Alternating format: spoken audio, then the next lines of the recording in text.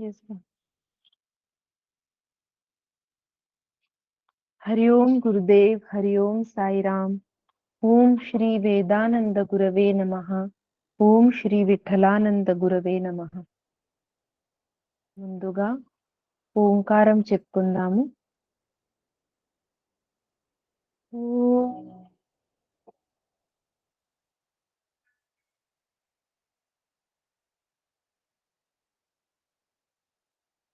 ఓం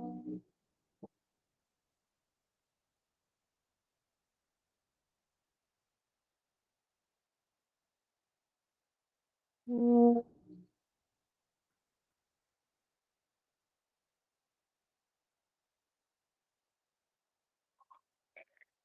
దివ్య మంత్రాలు చెప్పుకుందాము.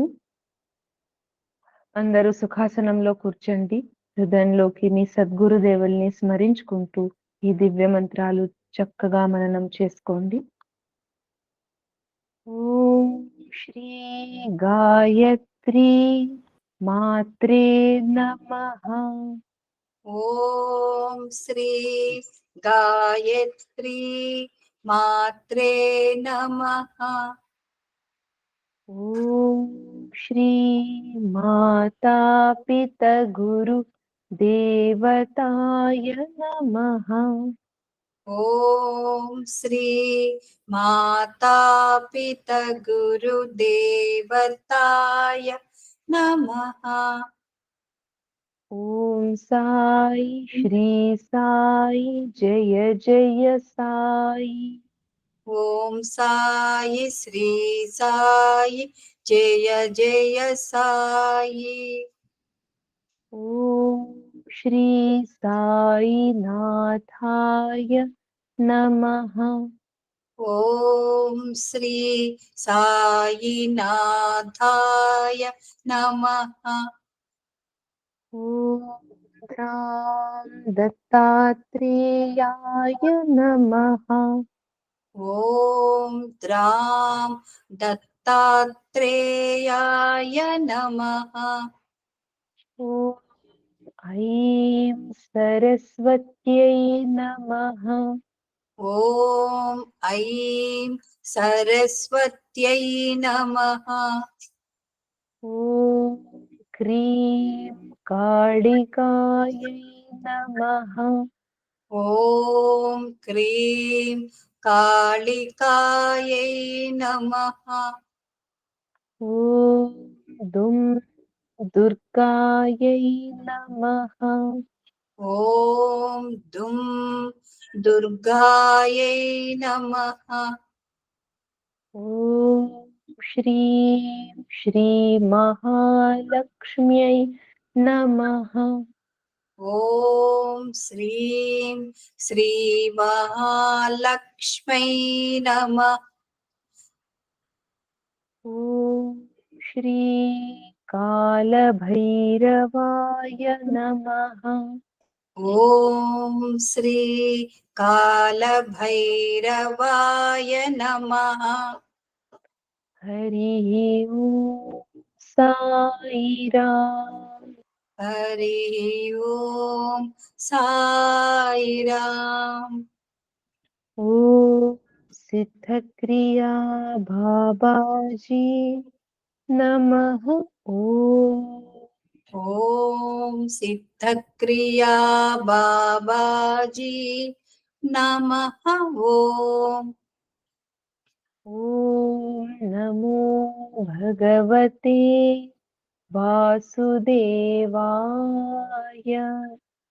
ఓం నమో భగవతే వాసుదేవాయ.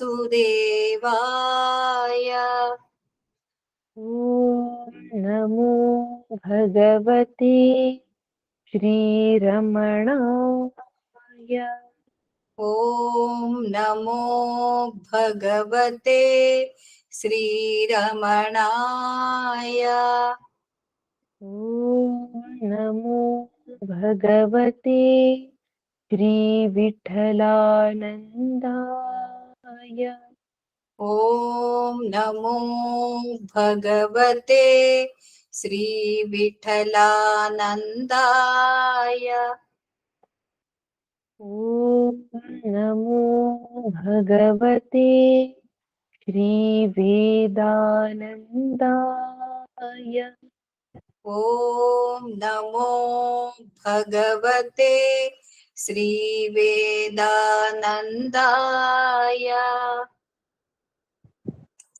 श्रीगुरुभ्यो नमः, सद्गुरुभ्यो नमः। हरि ओम गुरुदेव। हरि ओम साईराम। ओम श्री विठलानंद गुरुवे नमः। ఓం శ్రీ యోగానంద గురువే నమః. మనం ఆత్మ సాక్షాత్కారం వైపు ప్రయాణం, సాధనా ప్రయాణం, ఈ అంశం మీద చక్కగా శ్రీ పరమహంస యోగానంద స్వామీజీ చక్కటి విషయాలను మనకి ప్రసంగాల రూపంలో ఇచ్చారు.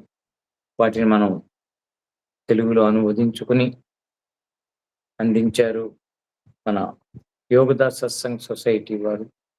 ఈ గ్రంథం మనకి సాధకులకి, జ్ఞాన అభిలాష పిపాస ఉన్న వాళ్ళకి, మార్పు కావాలి, నిజమైన ఆధ్యాత్మిక జీవితం నేను జీవించాలి అనుకునే వారికి ఇది చాలా ఉత్తమ గ్రంథం.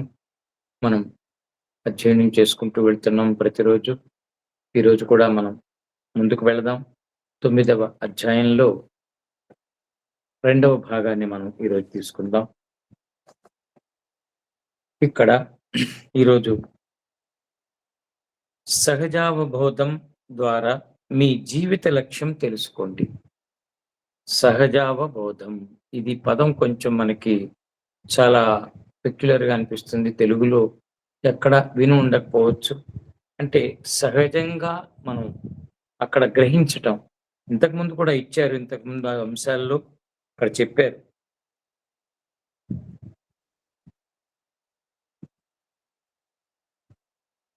ఒక చక్కటి అంశం ఇచ్చారు ఇంతకు ముందు అధ్యాయంలో.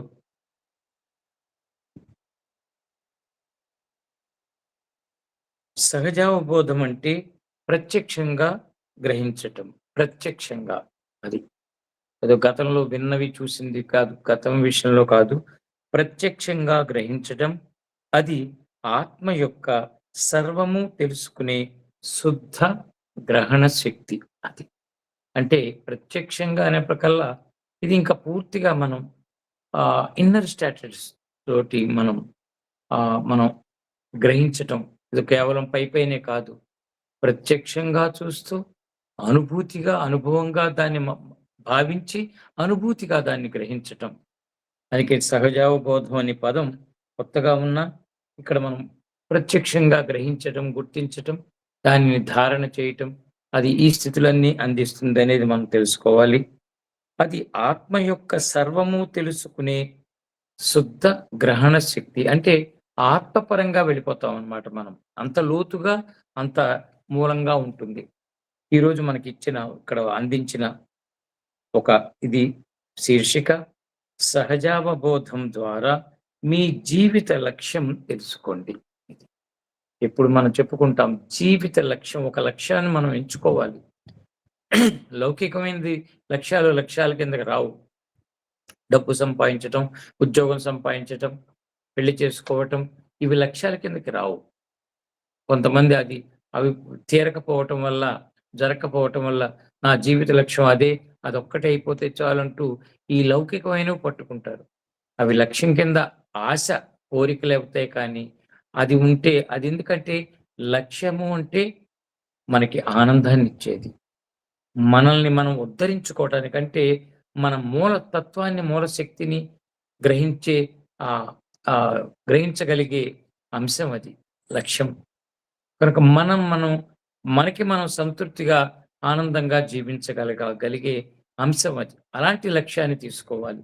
అది ఇక ఆ లక్ష్యం నెరవేరితే శాశ్వతమైనది మనకి అనుభవానికి వస్తుంది, అనుభూతికి వస్తుంది. ఇక జీవితంలో, ఈ కర్మ జీవితంలో, బాహ్య జీవితంలో మారుతూ ఉంటాయి. ఇక్కడ ఏది స్థిరం కాదు, అంతా అశాశ్వతం. కనుక వీటిని మనం పట్టుకుంటే అవి స్థిరం కాదు. వాటిని లక్ష్యంగా అనుకునేది లేదు.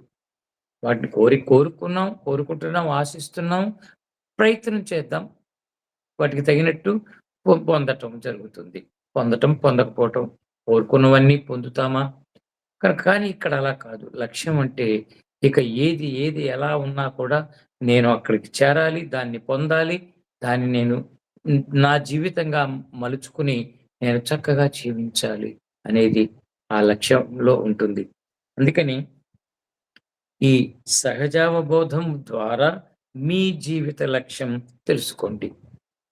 మీరు మీ సహజావబోధాన్ని ఉపయోగిస్తే ఏ లక్ష్యం కోసం మీరు ఈ ప్రపంచంలో జీవిస్తున్నారో మీరు తెలుసుకోవచ్చు. దానిని మీరు కనుక్కున్నప్పుడు మీరు ఆనందాన్ని పొందుతారు. అది చక్కగా చెప్తున్నాను. మనం ఖచ్చితంగా అసలు నా పర్పస్ ఏమిటి? ట్రూలీ, హార్ట్‌ఫుల్లీ కోర్ లెవెల్‌కి వెళ్ళిపోయి మన ఆత్మ పరిశీలనగా మనం గ్రహించటం అన్నమాట. ఇక్కడ పైపైది కాదు. ఈ భూమి ఒక రంగస్థలం. భగవంతుడు దాని మేనేజర్.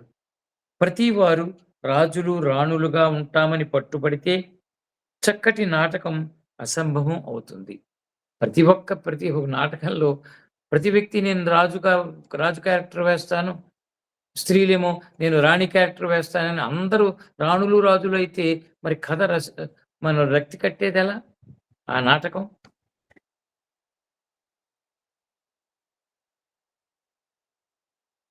ప్రతివారు రాజులు, రాణులుగా ఉంటామని పట్టుబడితే చక్కటి నాటకం అసంభవం అవుతుంది.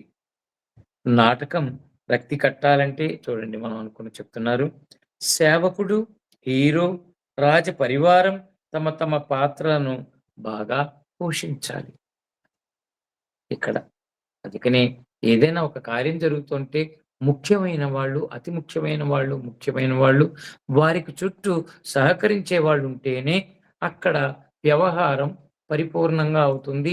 అనుకున్నది మనం సాధించగలుగుతాం. మన ఆశ్రమం తీసుకోండి ఉదాహరణకి. ఇలాంటి కార్యాలలో ఒక్కళ్ళతో అవ్వదు. అందరూ ఒకే పని చేస్తే అవ్వదు.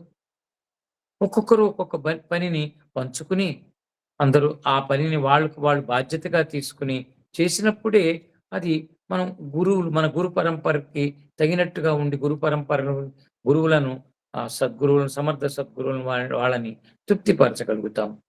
ఒక్కడే కూర్చొని చేస్తానంటే కుదరదు. అలాగే ఉంటాయి ఇవి కూడా.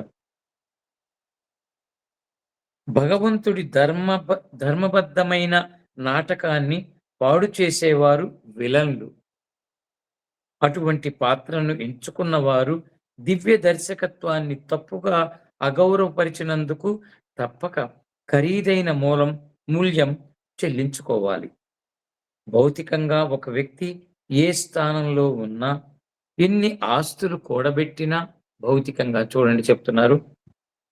భౌతికంగా ఒక వ్యక్తి ఏ స్థానంలో ఉన్నా, ఎన్ని ఆస్తులు కూడబెట్టినా వాటిని తప్పుడు మార్గాలలో సంపాదిస్తే అతడిని విజయవంతుడని పిలవలేము. కానీ కొంతమంది ఈ రోజుల్లో అయితే డబ్బులుంటే చాలు గొప్పవాడని చలామణి అవుతున్నారు. వాళ్ళ వెనక పడుతున్న జనాలు ఉన్నారు. కానీ ఆధ్యాత్మికంగా ఆలోచిస్తే, గురువుల పరంగా ఆలోచిస్తే ఆ డబ్బు అడ్డదారులలో డబ్బు సంపాదించటం అనేది విజయం కిందకి రాదు. అది చాలా ప్రమాదం. తర్వాత వాటికి పర్యవసానం మనం అనుభవించాల్సిందే అది. అతడు తన పాత్రను సరిగ్గా పోషిస్తేనే నిజమైన ఆనందం సంభవం అవుతుంది. లేకపోతే రాదు. లక్షాధికారి పాత్రను పోషిస్తున్న వ్యక్తి, చిన్న వ్యాపారవేత్త పాత్రను పోషిస్తున్న వ్యక్తి ఇద్దరూ భగవంతుడికి సమానమే. ఏ స్థితిలో ఉన్నా కూడా భగవంతుడేమి మనల్ని విడివిడిగా చూడండి. తక్కువ ఎక్కువలుగా చూడడు. డబ్బున్నవాడు, డబ్బు లేనివాడు అని ఉండదు ఇక్కడ. భక్తి ఉంటే చాలు. భక్తుడై ఉంటే చాలు భగవంతుడికి. డబ్బున్న వాళ్ళందరూ భగవంతుడికి ప్రీతి చెందుతారని అనుకోవడానికి లేదు. మనం అనుకోకూడదు.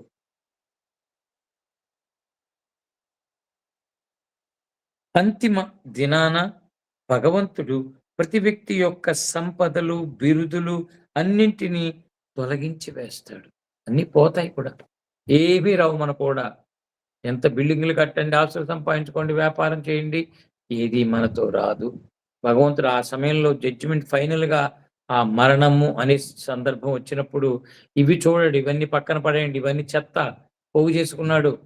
చెత్త పోగు చేసుకొని అనవసరంగా జీవితం అంతా వృధా చేసుకున్నాడు.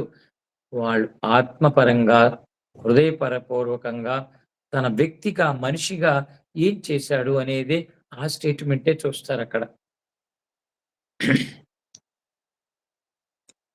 అది. భగవంతుడు ప్రతి వ్యక్తి యొక్క సంపదలు, బిరుదులు అన్నిటినీ తొలగించి వేస్తాడు. మీ ఆత్మలు మీరేది ఆర్జించుకున్నారో అవి మాత్రమే మీరు మీతో తీసుకొని వెళ్ళగలిగినవి ఆత్మలు. అది. అది ముఖ్యం. అందుకనే ఆత్మ సాక్షాత్కారం. నేనెవరు అని తెలుసుకొని, నేను నేనుగా ఉండి, నన్ను నేను ఉద్ధరించుకోవడానికి ఏ ఏ ఏం కావాలి అని వాటిని మనం గ్రహించి సాధనతోటి, మంచితనంతోటి ఇంద్రియాలు, శరీరాన్ని అన్నింటిని ఉపయోగించుకుంటూ గుడికి వెళుతూ, ఆశ్రమాలకు వెళుతూ, ధర్మ కార్యాలు చేస్తూ, ఈ దేహం ద్వారా లక్ష్యం అది. ఆత్మ ద్వారా ఒక స్థితిని పొందటం. భగవంతుడు దానిని చూసే మనకి ముందు జన్మకి మెట్టు వేస్తాడు. ఒక జడ్జిమెంట్ ఇస్తారక్కడ. కళ్ళు, మనసు ద్వారా మాత్రమే కాకుండా సహజావబోధం ద్వారా కూడా చూస్తారు. వారి సహజావబోధం ఎంతగా అభివృద్ధి చెందిందంటే వారికి సమస్తము తెలుసు. ఇక్కడ సారీ, ఒక లైన్ మనం మిస్ చేసుకున్నాం. యేసు వంటి మహాత్ములకి తమ అతీంద్రియ జ్ఞానశక్తి వల్లనే సత్యం తెలుసు. యేసు వంటి మహాత్ములు ఎవరైతే అనుభవ జ్ఞానాన్ని పొందుతారో, ఎవరైతే భగవంతుడిని సర్వదా అన్ని అన్ని అవస్థలలోనూ చక్కగా భగవంతుడిని ఆధారం చేసుకుని జీవిస్తూ అంతర్ముఖ స్థితిలోకి వెళ్ళి ఆ భగవత్ తత్వాన్ని, శక్తిని అనుభూతిగా, అనుభవంగా మార్చుకుని ధారణ చేస్తారో వాళ్ళందరినీ మహాత్ములు అంటాం. గురువులు, సద్గురువులు, మహాత్ములు వీళ్ళందరూ వాళ్ళ స్థితి ఏంటో చెప్తున్నారు. యేసు వంటి మహాత్ములకు తమ అతీంద్రియ జ్ఞాన శక్తి వల్లనే సత్యం తెలుస్తుంది. ఇంద్రియాలకు దాటి వాళ్ళు గ్రహిస్తారు కనుక. వారు కళ్ళు, మనసు ద్వారా మాత్రమే కాకుండా మహాత్ములు సహజావబోధం ద్వారా కూడా చూస్తారు. వారి సహజావబోధం ఎంతగా అభివృద్ధి చెందింది అంటే వారికి సమస్తము తెలుసు. అంత పరిశుద్ధమైన జీవితాన్ని గడిపిన యేసుకు ఏమైనా తనకు నమ్మక ద్రోహం చేస్తారని, సిలువ వేస్తారని తెలుసు. చివరికి తాను అమరుడైన భగవంతుని చేతుల్లో ఉంటానని కూడా అతనికి తెలుసు. అలాగే భగవంతుని సంతానమైన మనమందరము మన పాత్రలను పోషించడానికి ఇక్కడికి పంపబడ్డాం. అది ఈ జీవితం అంతా కూడా భగవంతుడి నుంచి వచ్చాం, భగవంతుడు పంపితే వచ్చాం, భగవంతుడు సృష్టి చేస్తే వచ్చాం. ఇక్కడ అహంకరించడానికి లేదు. అక్కడ ఉన్నారు తయారు చేసిన వాళ్ళు, పంపిన వాళ్ళు. వాళ్ళు ప్రతి క్షణం వాళ్ళు తయారు చేశారు కనుక వాళ్ళ కంట్రోల్‌లో, ఆధీనంలోనే మన జీవితాలు ఉంటాయి. ఉండాలి, ఉంచుకోవాలి.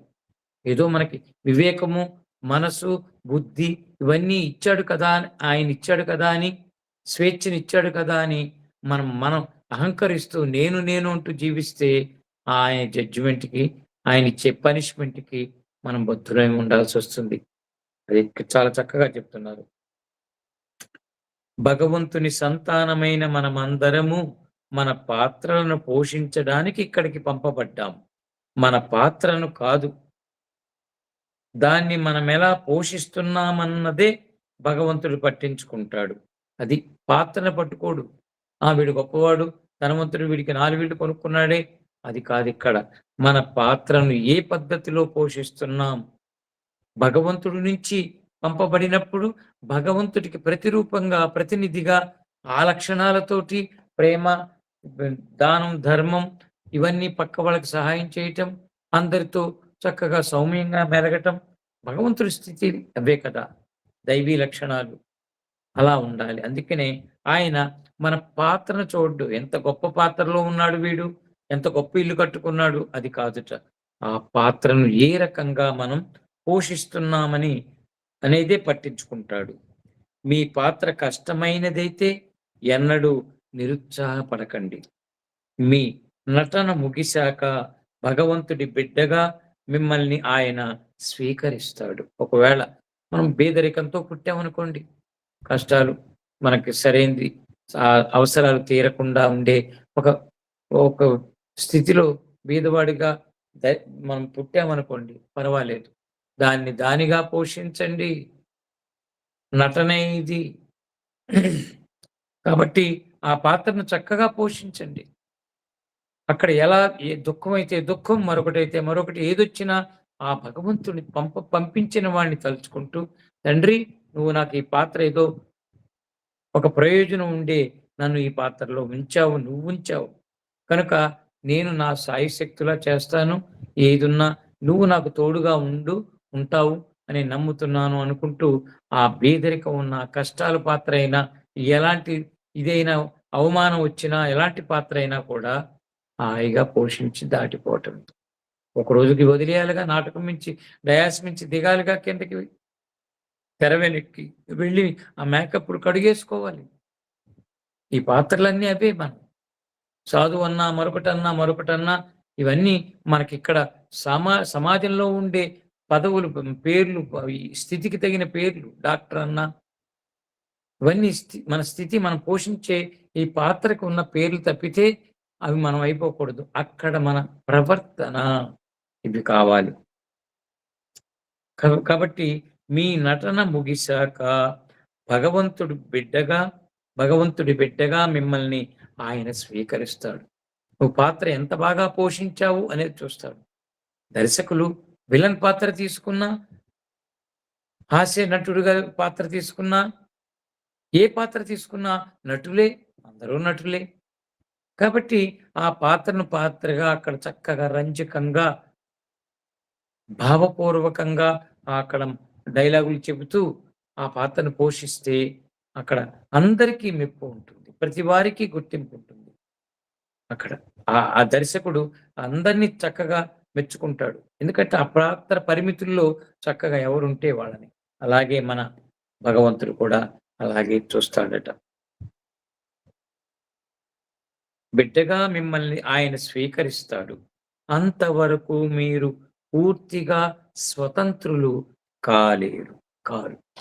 ఆయన బిడ్డగా మారినప్పుడే, ఆయన మెచ్చుకున్నప్పుడే మనం స్వతంత్రం అవుతాం. తర్వాత అంశం, సహజావబోధం ధ్యానం ద్వారా పెంపొందుతుంది. ఈ మహాత్ములకి, యేసు వంటి మహాత్ములందరికీ ఈ స్థితి ఉంటుందని ఇందాక చెప్పారు. కనుక అంటే అసలు ఇది ఎలా పెరుగుతుంది? మహాత్ములు ఆ స్థితికి ఎలా చేరుకుంటారు? ఏమిటంటే చెబుతున్నారు, ధ్యానం ద్వారా పెంపొందుతుంది. ఎవరైతే నిరంతరం ధ్యాన స్థితిలో, అంతర్ముఖ స్థితిలో, ఎరుక స్థితిలో ఉంటారో వాళ్ళకి సహజావబోధం అనే ఈ స్థితి దొరుకుతుంది. సత్యాన్ని తెలుసుకోవడానికి, దానిలో జీవించటానికి గల ఏకైక మార్గం సహజావబోధం అనే శక్తిని అభివృద్ధి చేసుకోవడమే. జీవితానికి ఒక అర్థం ఉందని, మీరేం చేస్తున్నా అంతర్వాణి మీకు మార్గదర్శనం చేస్తుందని మీరు గ్రహిస్తారు. ఆ స్వరం ఎంతో కాలంగా అసత్య ఆలోచనలని బురదలో కూరుకుపోయింది. అతీంద్రియ జ్ఞాన వ్యక్తీకరణను విడుదల చేసే ఖచ్చితమైన మార్గం ధ్యానమే. మనం ఎందుకు గురువుల దగ్గరికి వచ్చినప్పుడు, గురువులు సాధనలు చేసిన తర్వాత మన స్థితి చక్కగా అవగాహనకు ఉంటాం, మనం చక్కగా ఎరుకలో ఉంటాం. మరి అంతకుముందు ఏమిటంటే చెప్తున్నారు అక్కడ,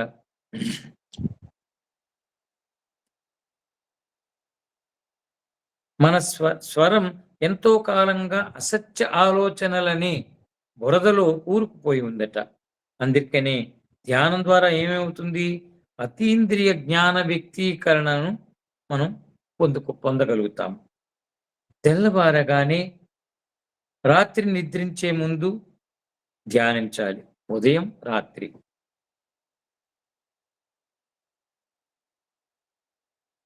వ్యాపార సంబంధమైన వ్యవహారాలు, మీరు ముఖ్యమని భావిస్తున్న మరి ఏ ఇతరములైన వ్యవహారాలను మీరు చక్కబెడుతున్నట్లే భగవంతునితో మీకున్న ఒప్పందాన్ని కూడా మీరు తప్పక పాలించాలి. ఒక వ్యాపారం చేస్తున్నాడు అనుకోండి, వ్యాపారం చేస్తున్నావు సరే, అది అది చేస్తున్నాను కదా అని సంసారం, వ్యక్తులు, స్నేహితులు ఇవేమి వీటిని వదిలేస్తామా మనం? వాటిని కూడా చక్కబెట్టుకుంటూ ప్రధానంగా వ్యాపారం చేస్తాం. అలాగే ఏ స్థితిలో ఉన్నా, నీ పాత్ర ఎలా ఉన్నా, ఏ వ్యవహారాలు చేస్తున్నా కూడా భగవంతుడిని వదలకుండా మనం చేయాలట.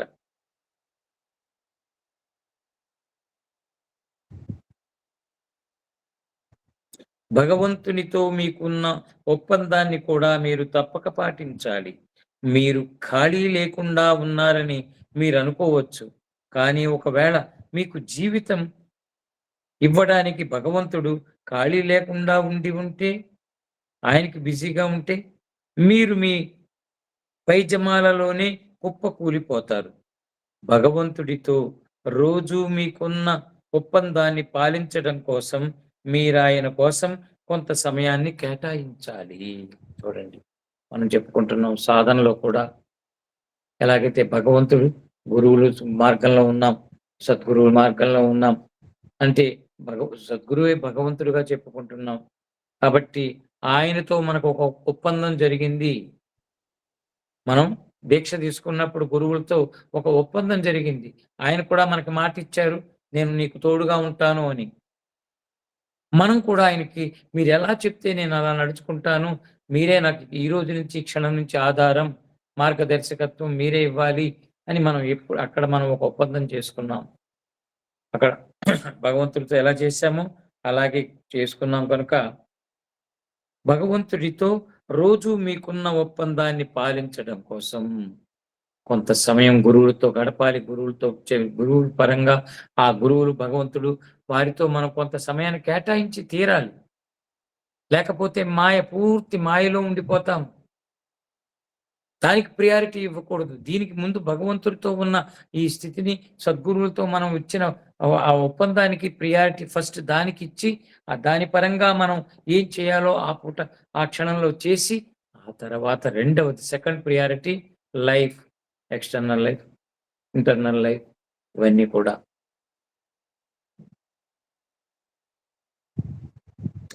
ధ్యానం చేసి గాఢంగా ప్రార్థించండి.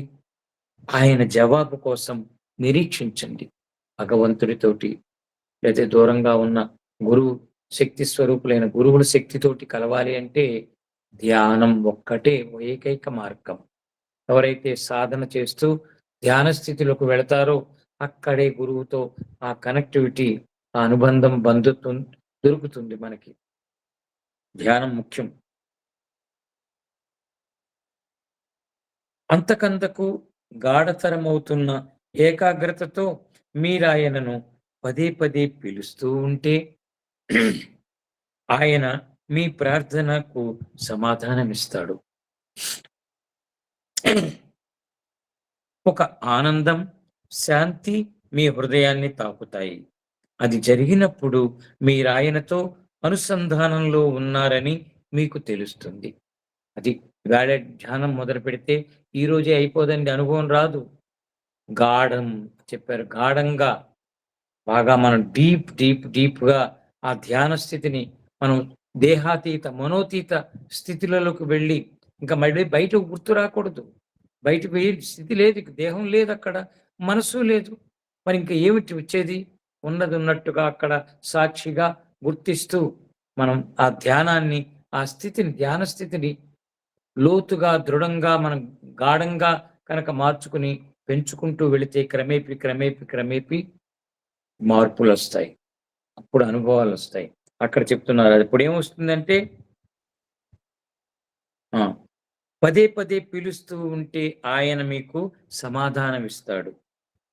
మీ ప్రార్థనకు అప్పుడు ఏమవుతుంది? సమాధానం దొరికితే దానికి సిమ్టమ్ ఏంట్రా అంటే ఒక ఆనందం, శాంతి మీ హృదయాన్ని తాకుతాయి. అది జరిగినప్పుడు మీరాయనతో అనుసంధానంలో ఉన్నారని మీకు తెలిసిపోతుంది. ఆ ఆనంద స్థితి, సంతృప్తి ఊహించేవి కాదు. కారణం లేకుండా ఉండే ఆనందం. ఏదో ఒకటి తింటే ఆనందం, ఒకటి వస్తువు కొనుక్కుంటే ఆనందం అంటాం. ఇక్కడ కేవలం భగవంతుడి యొక్క నామస్మరణలో ఆ ధ్యాన స్థితిలో ఉండి వారిని ఆహ్వానించుకోవటం, వారితో అనుబంధాన్ని మనం కలుపుకోబట్టే అప్పుడొచ్చే ఆనందం, శాంతి, ఆ 2 సింప్టమ్స్ కనిపిస్తాయి. అప్పుడు దాన్ని బట్టి మనం ఓహో! భగవంతుడు విన్నాడు. ఇదిగో నా స్థితిని మారుస్తున్నాడు. అందుకే ఈ ఆనందం వచ్చింది అని మనం అక్కడ ఒక విశ్వాసాన్ని పెంచుకోవచ్చు.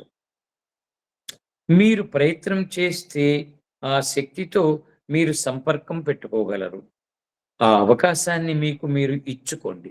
ఎవరికి వారే సాధన చేయాలి, ధ్యానం చేయాలి. ఎవరికి వారే అవకాశాన్ని సంపాదించుకుని మీరు ప్రయత్నం చేయండి.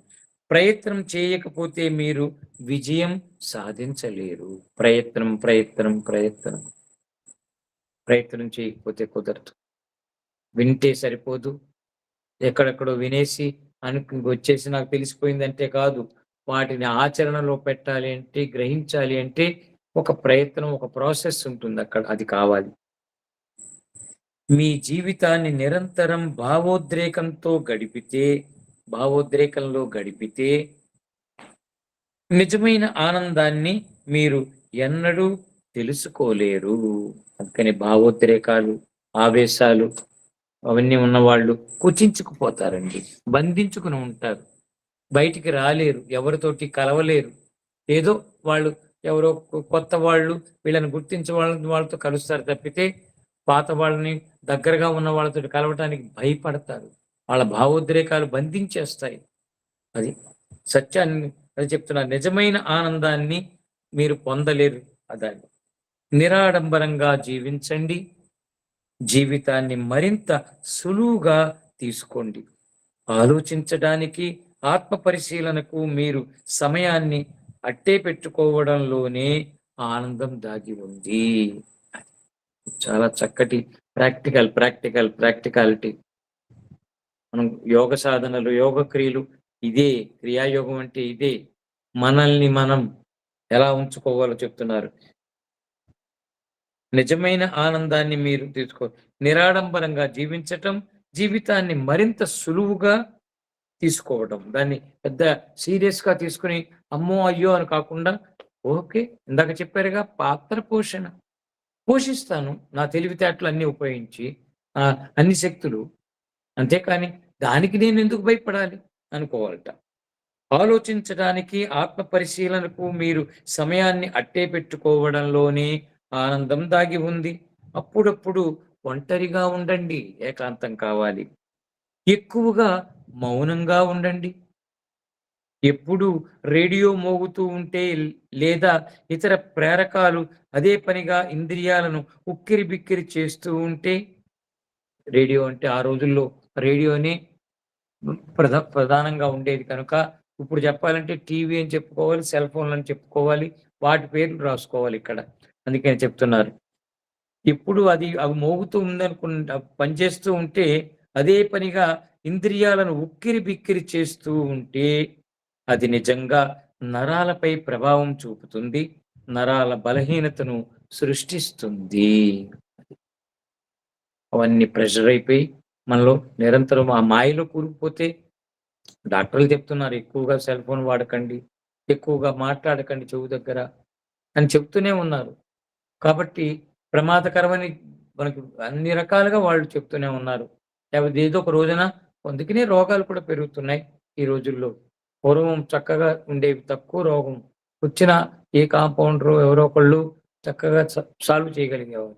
ఈ రోజొచ్చే రోగాలకి పెద్ద మిషన్లు కావాలి.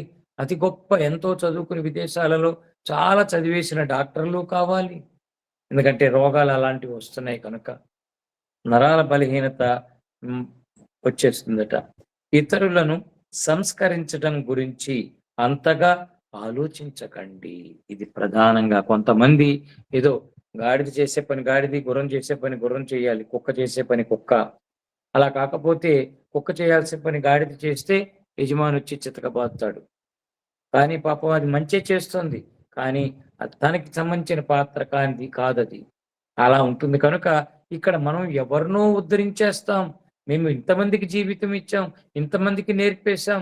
మేము కూర్చోబెట్టి గ్రామాలు మేము అందరం నేర్పేస్తున్నాం, జ్ఞానం ఇచ్చేస్తున్నాం అంటూ ఉంటారు కొంతమంది. మనం ఇంకొకరి కోసం రాలేదు. ఒకవేళ పాత్ర దొరికితే, ఒక ఉపాధ్యాయుడిగా, టీచర్‌గా మీరు ఒక వృత్తి పాత్ర దొరికితే అప్పుడు మనకు తప్పదు. ఆ వృత్తిపరంగా ఖచ్చితంగా కొంతమందికి నేర్పి ఉత్తములుగా తీర్చిదిద్దాలి. ఆధ్యాత్మిక విషయంలో ఎవరికి వారే, కొంతమంది గురువులు మాత్రమే చేయాలి కొన్ని పనులు. అంతే. మనం నేర్చుకుంటూ కొంతమందిని కలుపుకొని చేయటం తప్పితే, నేను ఇంకొకరికి చేస్తాను, ఇంకొకరిని ఉద్ధరిస్తాను కాదు. నన్ను నేను ఉద్ధరించుకుంటూ, నేను పొందిన ఉద్ధరణని ఇంకొకరితో నేను పంచుకుంటాను. వారికి ఆసక్తి ఉంటే కలిసి మేమందరం సామూహికంగా చేస్తాం. అలా ఉండాలి తప్పితే, నేను నా కోసం కాదు ఇంకొకరి కోసం అంటూ ఉంటారు. అది కాదిక్కడ. మన కోసం మనం చేసుకొని, మన గురువులు పాత్రిస్తే, అప్పుడు అవసరమై మన దగ్గరికి ఎవరైనా వచ్చి, మాకు కూడా చెప్పండి అని అడిగితే, అప్పుడు మనం తీసుకోవాలి. అందుకనే ఇది ఇతరులను సంస్కరించడం గురించి అంతగా ఆలోచించకండి. మొదట మిమ్మల్ని మీరు సంస్కరించుకోండి. విజయం సాధించాల్సిన అతి గొప్ప క్షేత్రం మీ ఇల్లే. మీ గది. చాలా చక్కటి సూటిగా చెప్తున్నారు. మీ ఇంటిని ముందు సంస్కరించుకోవాలి. మీ ఇంట్లో సంస్కారాలొచ్చేలా చేయాలి. మీరు మీ మీ మీరుండే ఇల్లు, గృహం.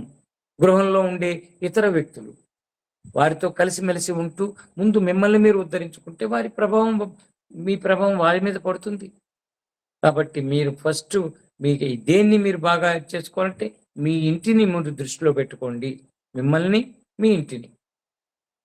మీ ఇంట్లో మీరు దేవతలా ఉండగలిగితే అన్ని చోట్ల మీరు దేవతలా ఉండగలరు. ముందు ఇంట గెలిచి రచ్చ గెలవండి అంటారుగా. అందుకని ఇంట్లో మీరు లక్షణాలు దేవతలా ఉండటమంటే దండాలు పెట్టించుకోవటం కాదు. దండాలు వాళ్ళే పెడతారు. మనం అడగక్కర్లా. ఎప్పుడు మన స్థితి ఆధ్యాత్మికంగా భగవంతుడిని నమ్ముతూ, భగవంతుడికి సంబంధించిన క్రియలు చేసి, చేసి ఆ శక్తిని మనం ధారణ చేస్తే దేవీ దేవతలుగా మారుతారు. అప్పుడిక అందరూ గౌరవిస్తారు. ఆ శక్తి ఇంటి నిండా నిండుతుంది ముందు. ఇంట్లో ఉన్న ఇతర వ్యక్తులు కూడా మార్పులోకొస్తారు.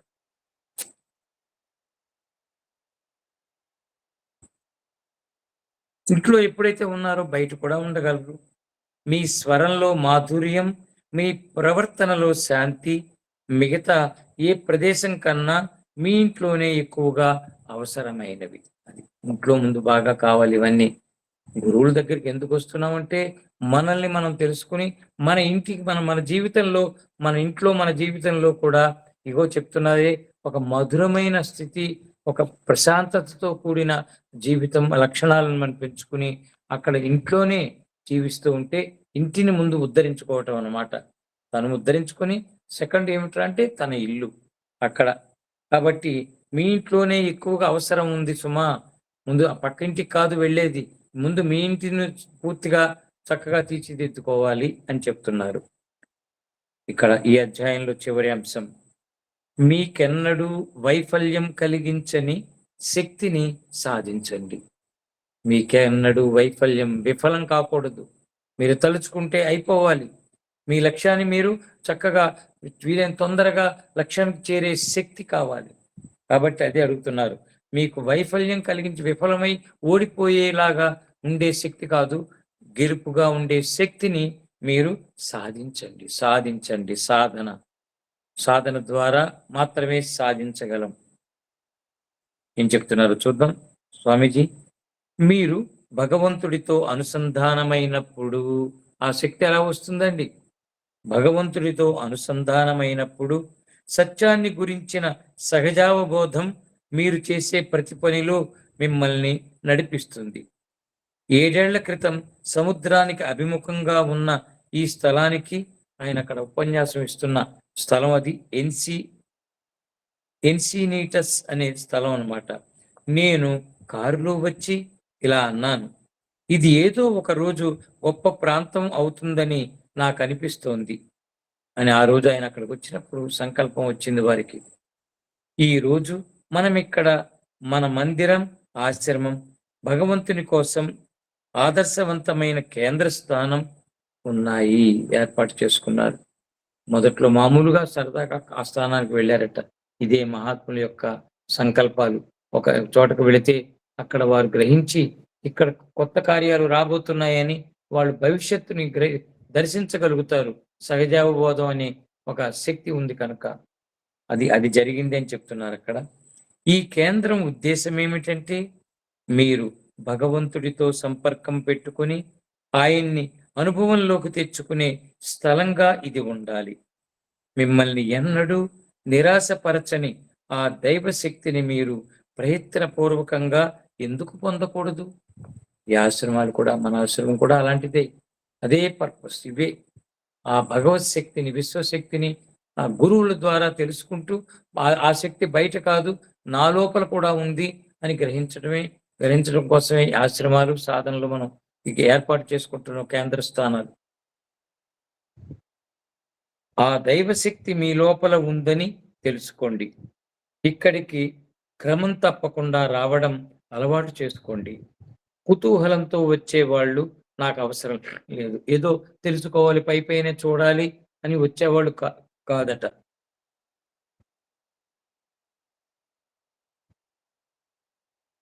నేను భగవంతునికి ఇచ్చిన నా మాటను పాటిస్తున్నాను. ఈ అందమైన పరిసరాల్లో ఆయన శక్తితో తమను శక్తి పూరణం చేసుకోవడానికి ఇక్కడికి వచ్చే నిజమైన భగవద్భక్తులను మాత్రమే నేను కోరుకుంటున్నాను. చాలా చెప్తున్నారు, సరదాగా కాలక్షేపానికి వచ్చేవాళ్ళు కాదు. అందుకనే వైఎస్ఆర్ సెంటర్స్ లోకి వాళ్ళు లోపలికి వాళ్ళ ధ్యాన మందిరాల్లో వాటికి వెళ్ళనీరు, అనుమతించరు సర్వసాధారణంగా. అందుకే ప్రత్యేకం, చాలా ప్రైవసీలో వాళ్ళు రహస్యంగా ఉంచుతారు. అందుకనే మనం కూడా చెప్పుకున్నాం, ఈ ఆశ్రమంలో ముందు ముందు సాధకులకు మాత్రమే ప్రవేశం అని చెప్పాం, భక్తులకు మాత్రమే ప్రవేశం అని రాసి ఉంచాం. చూడండి, ఇదే గురువుల నుంచి నేను పొందిన ప్రేరణ. ఆ ప్రేరణ ఇక్కడ కూడా చెప్తున్నారు. భగవంతుడి మీద విశ్వాసం, ఆ విశ్వాసంతో ఉండి ఆ భగవత్ శక్తిని నేను తీసుకోవాలి, తెలుసుకోవాలి, నన్ను నేను ఉద్ధరించుకోవాలన్న వాళ్ళకి మాత్రమే ఇక్కడికి, ఈ ఆశ్రమానికి కూడా, మన ఆశ్రమానికి కూడా ప్రవేశం ఉంది.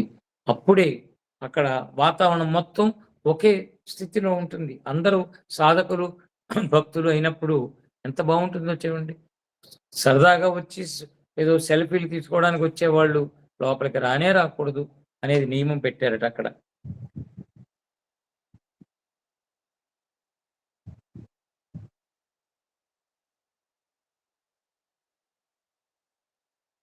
మీ జీవితాన్ని పరిపూర్ణంగా, మీ ఆరోగ్యాన్ని విశ్వశక్తితో స్పందించేదిగా చూశారని. లక్ష్యాలు, ఈ లక్ష్యాలు కావాలి. మీ జీవితాన్ని పరిపూర్ణంగా జీవించాలి, సగం సగం కాదు. మీ ఆరోగ్యాన్ని విశ్వశక్తితో స్పందించేదిగా, మీ మనస్సును తీక్షణంగా, ఏకాగ్రత యొక్క స్పష్టతతో ఉంచడానికి ఆ శక్తి అన్నింటిలో పనిచేస్తుందని మీరు కనుగొంటారు. ఇలాంటి స్థానాలకు వచ్చినప్పుడు మీరు దాన్ని గుర్తిస్తారు, అనుభవానికి తెచ్చుకుంటారు అని చెప్తున్నారు. మీ ఆత్మ భగవంతుని యొక్క నమ్మదగిన, ఎప్పుడూ మార్గదర్శనం చేస్తున్న సత్యం, జ్ఞానాల భాండాగారం అవుతుందని మీరు గ్రహిస్తారు. మన ఆత్మలో ఇవన్నీ నిండి ఉన్నాయని మనం గ్రహించగలుగుతాం ధ్యాన సాధన ద్వారా. భగవంతుడు ఆరోగ్యం, సంపద, జ్ఞానం, నిత్యానందాల నీటి బుగ్గ. అది భగవంతుడు ఇవన్నీ కలిసి ఉన్నాడు, ఇవన్నీ కలగలిసి ఉంటాయి భగవంతుడిలో. భగవంతుడితో సంపర్కం పెట్టుకోవడం వల్ల మీ జీవితం పరిపూర్ణమవుతుంది. ఆయన లేకుండా జీవితం సంపూర్ణం కాదు. మీకు జీవితాన్ని, శక్తిని, జ్ఞానాన్ని అనుగ్రహిస్తున్న ఆ సర్వశక్తిమంతుడిపై ధ్యాస పెట్టండి.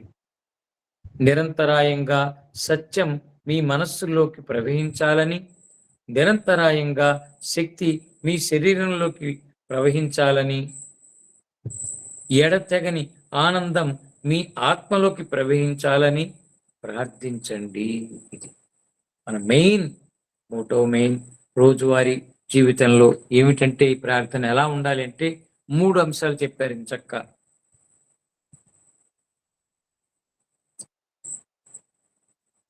నిరంతరాయంగా సత్యం మీ మనస్సులోకి ప్రవహించాలని, నిరంతరాయంగా శక్తి మీ శరీరంలోకి ప్రవహించాలని, ఎడతెగని ఆనందం మీ ఆత్మలోకి ప్రవహించాలని ప్రార్థించండి. మూసిన కళ్ళకు సరిగ్గా వెనుకనున్న చీకటిలో విశ్వంలోని అద్భుతమైన శక్తులు, గొప్పవారైన మహాత్ములందరూ, అంతులేని అనంతత్వం ఉన్నాయి ఉన్నాయి ధ్యానించండి. అది కళ్ళు మూసిన తర్వాత అక్కడ ఏర్పడే ఒక చీకటి అంధకారంలాగా, మళ్ళీ మళ్ళీ కళ్ళు మూస్తే కూడా పైనే మూస్తే మళ్ళీ దృశ్యాలు కనిపిస్తాయి. గాఢంగా దృఢంగా మీరు చక్కగా డీప్గా కళ్ళు మూసినప్పుడు, ఆ లో దృష్టికి వెళ్ళినప్పుడు బయట లైట్లు అవి ఎక్కువ కాంతి లేకుండా చక్కగా డిమ్ము కాంతిలో చక్కగా ఉండి కనుక మీరు కళ్ళను మూసి ఉంచితే ఒక చీకటి కనిపిస్తుంది మనకి. అది వారు చక్కగా చెప్తున్నారు. మూసిన కళ్ళకు సరిగ్గా వెనకనున్న చీకటిలో విశ్వంలోని అద్భుతమైన శక్తులు, గొప్పవారైన మహాత్ములు ఎవరెవరో ఎందరెందరో అక్కడ ఉన్నారు, కనిపిస్తారు. అంతులేని అనంతత్వం ఉన్నాయి, ధ్యానించండి, ధ్యానించి తెలుసుకోండి. సర్వవ్యాపకమైన పరమసత్యాన్ని సాక్షాత్కరింప చేసుకుంటారు. మీ జీవితంలోనూ సృష్టిలోని శోభలన్నింటిలోనూ అది అద్భుతంగా పనిచేయడం చూస్తారు. ఇక్కడ కృష్ణుడు చెప్పిన వాక్యాన్ని ఇచ్చారు చివరిలో. ఓ అర్జున, ఏ జ్ఞానం ద్వారా అనస్వరమైన పరమాత్మ విభజింపబడిన వాటిలో అవిభాజ్యుడుగా అన్ని జీవులలోనూ దర్శనమిస్తాడో ఆ దర్శన జ్ఞానాన్ని సాత్వికమని, అంటే సత్వజ్ఞానం అని అర్థం చేసుకో. మళ్ళీ తెలుసుకుందాం. అర్జున, ఏ జ్ఞానం ద్వారా అనస్వరమైన పరమాత్మ విభజింపబడిన వాటిలో అవిభాజ్యుడుగా అన్ని జీవులలోనూ దర్శనమిస్తాడు. విభజించినట్టుగా కనిపిస్తోంది ఇక్కడ సృష్టిలో, కానీ విభజన కాదు, అన్నింటిలోనూ నిండి ఉన్నది అదొకటే. అక్కడ రూపాలు విభజింపబడే రూపాలు వేరువేరు, కానీ అది కలిసే అన్నింటిలో అందరిలో కూడా అది ఉంది అనేది చెప్తున్నారు. అన్ని జీవులలోనూ అవిభాజ్యుడుగా దర్శనమిస్తాడు. ఆ దర్శన జ్ఞానాన్ని సాత్వికమని అర్థం చేసుకో. అంటే సత్వగుణం, సాత్విక స్థితి మనకి కావాలి, ఆ స్థితిలో ఉండాలని తెలుసుకోమని చెప్తున్నారు. చాలా చక్కగా 9వ అధ్యాయం మనకి ముగింపు అయింది. రేపు మనం 10వ అధ్యాయంలోకి వెళదాం. గురు బ్రహ్మ గురుర్విష్ణు గురుదేవో మహేశ్వర గురు సాక్షాత్ పరబ్రహ్మ తస్మై శ్రీ గురవే నమః. తస్మై శ్రీ సద్గురవే నమః. తస్మై శ్రీ సమర్థ సద్గురవే నమః. తస్మై శ్రీ సాయి గురవే నమః. తస్మై శ్రీ దత్త గురవే నమః. తస్మై శ్రీ విఠలానంద గురవే నమః. తస్మై శ్రీ యోగానంద గురవే నమః. సర్వే జనా సుఖినో భవంతు, లోకా సమస్త సుఖినో భవంతు. ఓం శాంతి శాంతి శాంతి. హరి ఓం గురుదేవ్. హరి ఓం. జై గురుదత్త, జై విఠలానంద, జై యోగా. హరి ఓం.